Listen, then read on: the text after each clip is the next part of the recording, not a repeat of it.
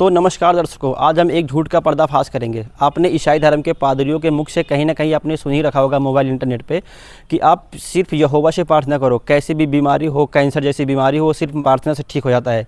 दोस्तों, ये तथ्य आज हम बाइबल से ही प्रमाणित करके देखेंगे कि वह यहोवा कोई भगवान है या फिर शैतान। देखें आगे इस वीडियो में। यह बाइबल सोसाइटी ऑफ इंडिया से प्रकाशित पवित्र बाइबल, ठीक है। इसके अंदर आपको दिखाते हैं सैमुअल चैप्टर है, जिसके अंदर दाऊद द्वारा जनगणना कराना और उसका दंड भोगना। इसमें आप देख सकते हैं कि प्रजा की गणना करने के बाद दाऊद का मन व्याकुल हुआ, अतः दाऊद ने यहोवा से कहा। ये तो तब की बात है, आज के जो ये पादरी बताते हैं ना प्रार्थना कर लो, इनकी तो यहोवा से बात भी नहीं होती होगी। और दाऊद की उस समय यहोवा से बात भी हुआ करती थी।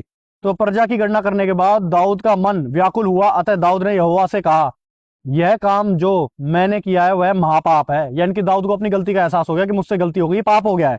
तो उसने यहोवा से कहा, तो अब हे यहोवा, अपने दास का अधर्म दूर कर, क्योंकि मुझसे बहुत बड़ी मूर्खता हुई है।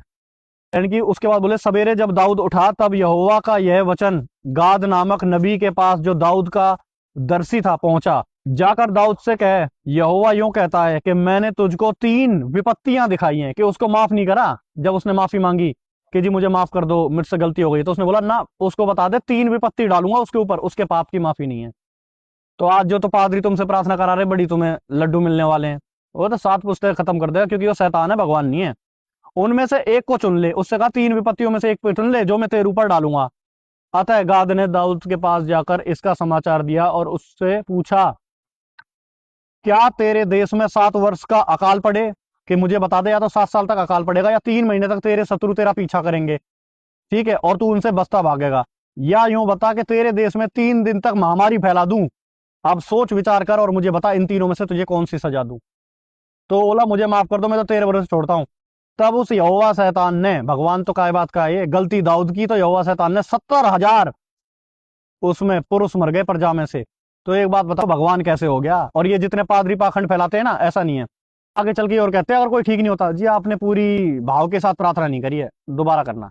तो उसको पहले जो दाऊद था, उससे जब डेली बात होती थी, उसके ही पाप माफ ना करें उन्हें, अब तुम्हारी प्रार्थना से करेगा, क्योंकि ये शैतान है, भगवान नहीं है। वास्तविकता में दयालु परमात्मा है कबीर साहब, जिसके बारे में ऑर्थोडॉक्स जीविस बाइबल में भी दे रखा है कि CL इज कबीर, कि वो पूर्ण परमात्मा जो सबसे ज्यादा दयालु है, सर्वशक्तिमान है, जो ईश्वरों का भी ईश्वर है, वो कबीर है।